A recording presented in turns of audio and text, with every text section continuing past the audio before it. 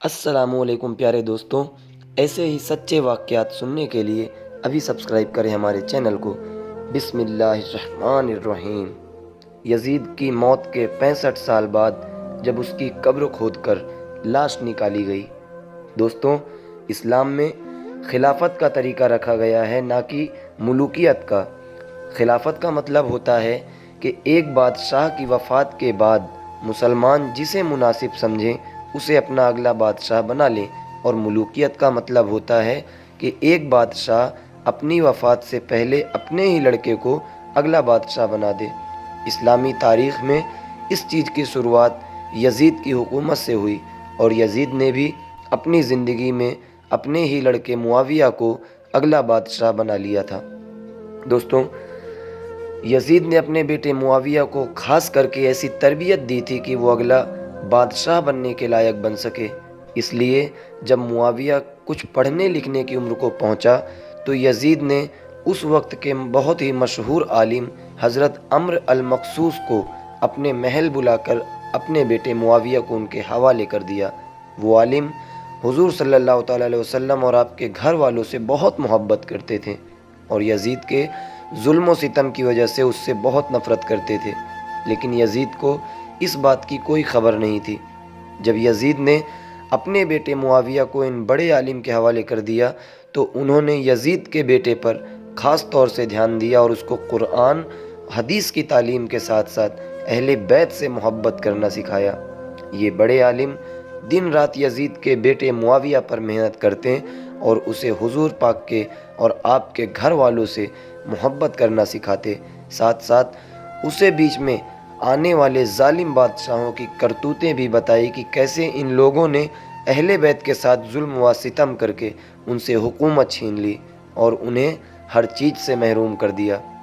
वक्त गुज़रता गया, आखिर यजीद का बेटा मुआविया 18 साल का हो गया, और उसी वक्त करबला का वाक़या पेश आया कि जिसमें यजीद ने जुल्म व सितम की इंतहा कायम कर दी। वो इस तरह की जालिम यजीद के इशारे पर हज़रत हुसैन का करबला के मैदान में सर काटा गया और फिर उसकी बहुत बेहुरमती की गई।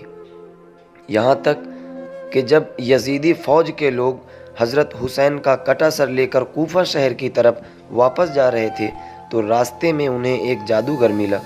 उस जादूगर ने पूछा कि ए फ़ौजियों, ये किसका कटा सर लेकर तुम कूफा जा रहे हो?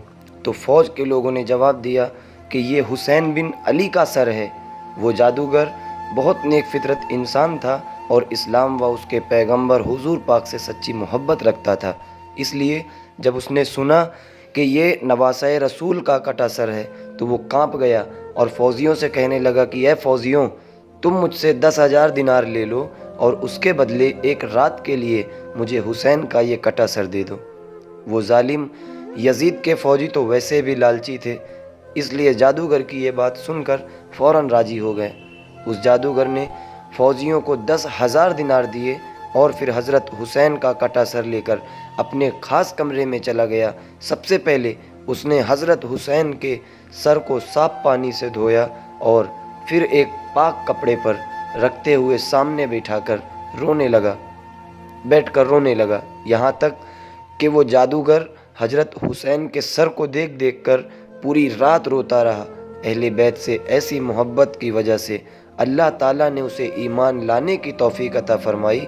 सुबह उठकर उस जादूगर ने वो कटा सर फ़ौजियों के हवाले किया और फिर सारे फ़ौजी हज़रत हुसैन का सर लेकर यजीद के महल की तरफ रवाना हो गए। हज़रत हुसैन को शहीद करके यजीद ने हुकूमत तो जमा ली, लेकिन वो ज़्यादा दिन अपनी हुकूमत ना चला सका। आखिर करबला के वाक़ये के 3 साल बाद सन 63 हिजरी में यजीद को एक ऐसी बीमारी लाहिक हुई कि उसकी आंतें सड़ने लगी और उसके पेट में ऐसा दर्द उठता कि वो पूरे महल में कुत्तों की तरह चीखता था। जब यजीद को अपनी मौत करीब नज़र आने लगी तो एक दिन उसने अपने बेटे मुआविया को पास बुलाते हुए कहा कि ए बेटे, आज से मैं तुझे अपनी हुकूमत का बादशाह बनाता हूँ। ये सुनकर बेटे मुआविया ने जवाब दिया कि लानत है ऐसी हुकूमत पर जो अहले बैत के सर काट कर बनाई गई हो, और लानत है ऐसी हुकूमत पर जो नबी के घर वालों को जहर देकर कायम की गई हो। मैं तो चाहता हूँ کہ یہ حکومت حضرت زین العابدین کو سونپ دی جائے۔ بیٹے کا ایسا جواب سن کر یزید کے تو ہوش اڑ گئے، لیکن اتفاق کے اسی دن شام کو اس کی موت ہو گئی اور وہ اس دنیا سے ذلت کے ساتھ چلا گیا۔ باپ کی موت کے بعد وزیروں کے بہت زیادہ کہنے پر یزید کے بیٹے معاویہ نے 40 دنوں کے لیے حکومت کی باغ ڈور سنبھالی، اور ان دنوں میں اس نے اپنے خاندان والوں کے ان کرتوتوں کا بہت گہرائی سے جائزہ لیا کہ جن میں انہوں نے اہل بیت کے خلاف بڑی بڑی سازشیں کر کے انہیں شہید کر دیا تھا۔ آخر 40 دنوں بعد یزید کے بیٹے معاویہ نے سبھی وزیروں کو مسجد میں جمع کر کے عام اعلان کر دیا کہ آج سے میں حکومت سے دستبردار ہوتا ہوں، کیونکہ میں ایسی ظالم حکومت کے تخت پر بیٹھتے ہوئے اللہ سے ڈرتا ہوں کہ کہیں اللہ مجھے قیامت کے دن لوگوں کے سامنے رسوا نہ کر دے۔ یزید کے بیٹے معاویہ کی ایسی باتیں سن کر سبھی حیران رہ گئے، اور پھر بہت کوشش کی کہ کسی طرح معاویہ حکومت کو اپنے ہاتھ میں لے لے، لیکن وہ اس بات کے لیے بالکل راضی نہیں ہوا۔ آخر مجبور ہو کر لوگوں نے مروان بن حکم کو اپنا بادشاہ بنا لیا۔ مروان جیسے ہی بادشاہ بنا تو اس نے سب سے پہلے معاویہ کے استاد حضرت عمرو المقصوص کو اپنے دربار میں بلا کر انہیں بہت سخت سزا دی، اور کہنے لگا کہ تمہاری وجہ سے یزید کا بیٹا معاویہ ہم لوگوں کا دشمن بنا ہے اور اس نے حکومت چھوڑی ہے، اس لیے اب تمہیں ایسی سزا دی جائے گی کہ دنیا یاد رکھے گی۔ دوستوں، اتنا کہہ کر مروان نے قبرستان میں ایک گڑھا کھدوایا اور پھر ان استاد کو زندہ ہی اس گڑھے میں دفن کر دیا۔ وہ بیچارے اندر ہی اندر تڑپ تڑپ کر شہید ہو گئے۔ زمانہ گزرتا گیا اور بنو امیہ کی حکومت کمزور پڑنے لگی۔ آخر 132 ہجری میں یہ حکومت پوری طرح ختم ہو گئی، اور پھر بنو عباس کی حکومت آئی۔ بنو عباس کا سب سے پہلا بادشاہ ابو جعفر منصور تھا۔ ابو جعفر منصور جیسے ہی بادشاہت کے تخت پر بیٹھا تو اس نے بنو امیہ سے اپنی دشمنی نکالنے کے لیے حکم دیا کہ یزید کی قبر کو کھدوایا جائے اور اس کی لاش کو لوگوں کے سامنے عبرت کے طور پر پیش کیا جائے۔ جب ابو جعفر منصور کے حکم پر یزید کی قبر کھودی گئی تو اس کے اندر اس کی لاش کا انجام دیکھ کر لوگوں کے ہوش اڑ گئے، کیونکہ یزید کی قبر میں بہت ہی زہریلے کیڑے بھرے ہوئے تھے، اور اس کی لاش کو دیکھ کر ایسا لگتا تھا جیسے اسے لوہے سے پیٹا گیا ہو۔